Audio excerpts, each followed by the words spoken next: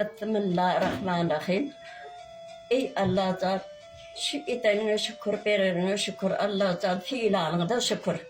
Fiilap gelip sana bir yatlap sana Allah şana şükür. Allah Zat leyleğe kalhozu, ömrümüzü 31 yıl kalhoz işledik. Kaşını koymadık, tomuzunu koymadık, karnını koymadık, kıysat koymadık, tavman var, mirem var, benim ayna vedir. Ova seviyeti bolum işledim. 6 yıl sayladılar ova seviyetine.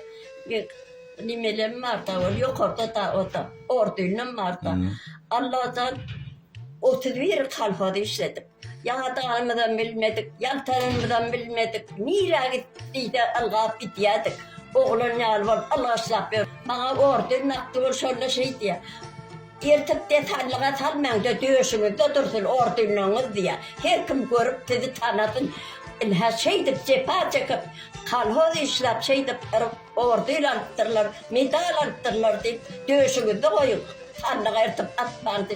İnçime atırlar, fiila verdiler. Daya şükür. Benim ölümüm 83 yaşımda. Allah sağlığın arasından her şeydi. Allah'tan dilek oturuyor. Allah'ın edene şükür edip, verene şükür edip. Şu ovada işte ehli İsa'nın canları sağ olsun, başları dik olsun. Hem işe hıtaycar, gülüşüp, oynaşıp gelmek bekler etsin. Allah gerekliyse de tayar, araşıp atıyoruz Allah'tan. Gerekler çarptı giderse Allah çok düşünüm. Şu çağalığın arasında avray versin. Ahirkıta iman versin. O dünyamız, bu dünyamız abat ol, cahilimiz cennet ol. Şu işler var yoldaşlarına himmetine talamayız yani.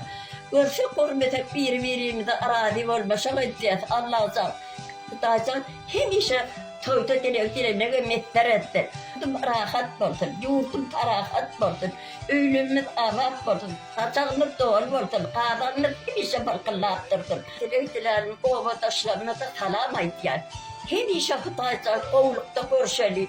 Kalanımızdan, gidenimizden var, kalanımızdan var. Yarım toytacık kuruyat da birimde salamlaşıyor. Ağay babasın borçuyat da. Kalhoda Allah yatanımızdan bilemizden. Yatak kıyışır, yatıp bir kese çay içerdik de yine. Allah çelik böyle havadır, kelin, kışın günü. Ağırlığın aşağından kelemiyor ya. Oğlunlar çapıp verirdi, bir de boruk bulan şeyden. Çağırağa benimle. Vah, alıp gitti de diyordu. Bilimizde duracak yok bana. Allah olsun etti. Himmetine salamaydı ya. Allah sağ. Hem işi oğlukta görülen, irvetlikte görülen bana. Tanrı yok kadın.